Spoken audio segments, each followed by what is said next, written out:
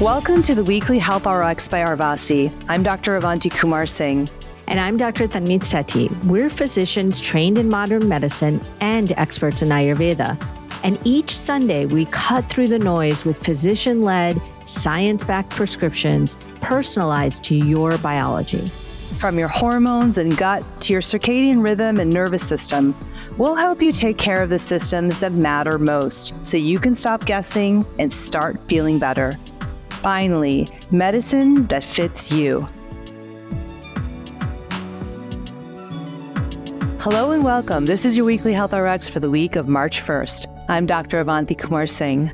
And I'm Dr. Tanmeet Sethi. And before we start, we're talking about mood still. This is week 3 of our series on mood. And we say this every week because it matters every week.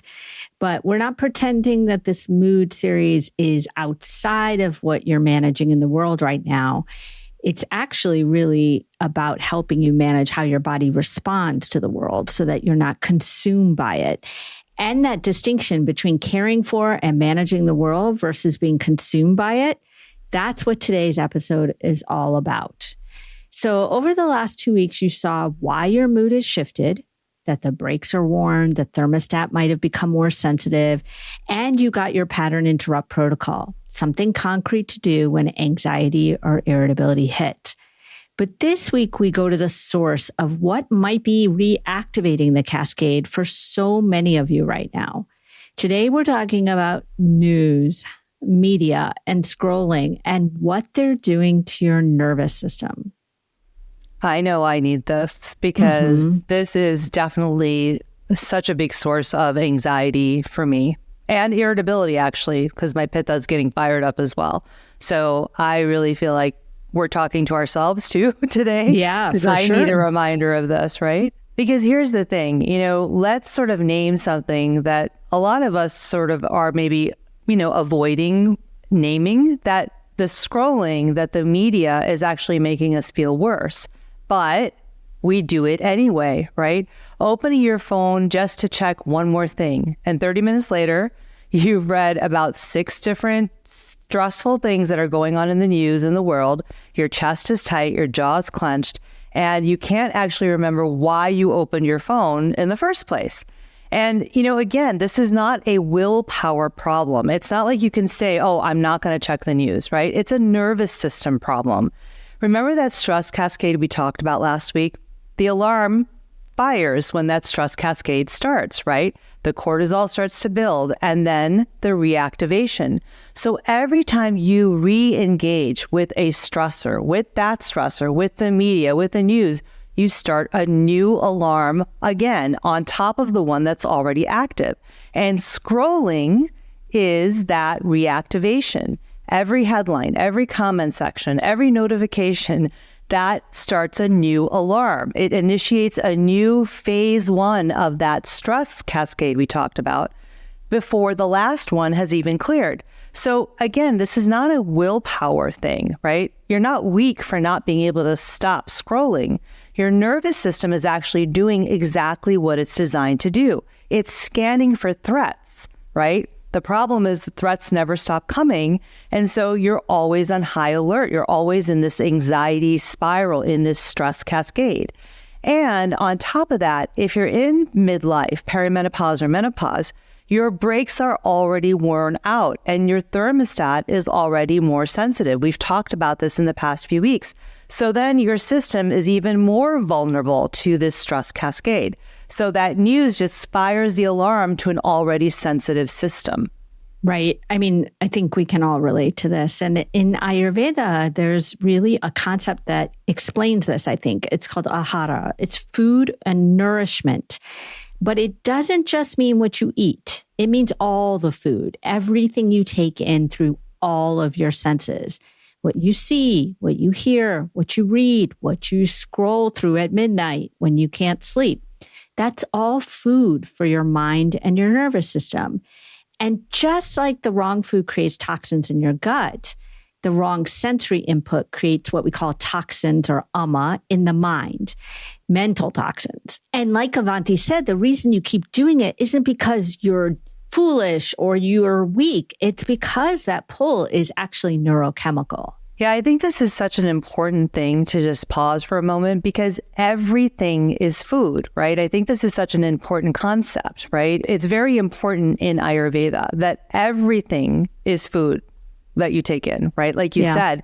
And I think the other thing that's really important is that, we often think about toxins as being toxins coming from food and, what we're eating and drinking.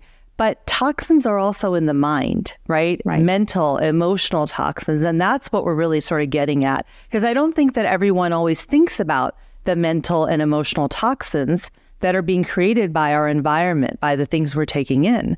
So that's really what we're kind of getting at this week, right? And, the research really backs this up. Doom scrolling predicts higher levels of anxiety, depression, and something that's called existential worry.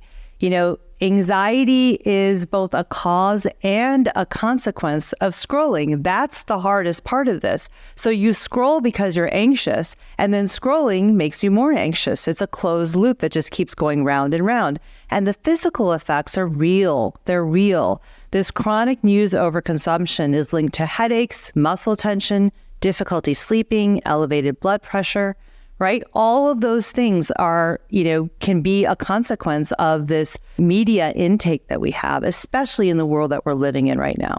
So really, there's two things that are happening. You've got biology, right? Your biology of perimenopause and menopause, and you've got the inputs that are coming in from the media and the scrolling. Right. And I think it's also important to pause, Avanti, and make sure that our listeners know that what we're not saying is to stop watching or listening to the news or reading the news. You need to pay attention. The world needs you to pay attention and be informed. We need you to show up. But what we're saying is how you consume that information matters as much as what you consume. So there's a difference, like I said in the very beginning, between being informed and being consumed. Informed means you just take in what you need, you process it, and you have the capacity to respond. Maybe it means that you organize or call your congressperson or you write a letter of opinion. All the ways that we might want to respond. But being consumed means that same information's taking us over and we're so overwhelmed that we don't actually do any of the things that we know we want to do. And so, to be a better citizen in this world, we need a resource nervous system, not a dysregulated one. And unfortunately, the way that news consumption at its ever fast-paced, constant, and scrolling is set up, it's set up to dysregulate us. So, we know that studies show that checking in once or twice a day instead of every hour is linked to lower anxiety and better emotional regulation. That's a same person who cares, but knows how to consume what they need to know. Exactly. And here's what, we should mention also is that your dosha, your biology, your specific constitution determines how you process all of these inputs, right? All this sensory information that's coming in through all 5 of your senses. So that means that your dosha actually determines your vulnerability and your response, sort of your natural response to media. So one woman might scroll compulsively to seek certainty, to just feel more in control. But every headline adds more uncertainty to that woman, right? Another woman might turn the news into a personal crusade, arguing with strangers online until she's burned out. Another might use scrolling to numb out, not seeking information, but just to avoid feeling. And again, this is not a willpower thing, okay? This is just the way everything is set up and your nervous system is actually reacting. So the same screen, the same news cycle, but a completely different nervous system response based on your dosha.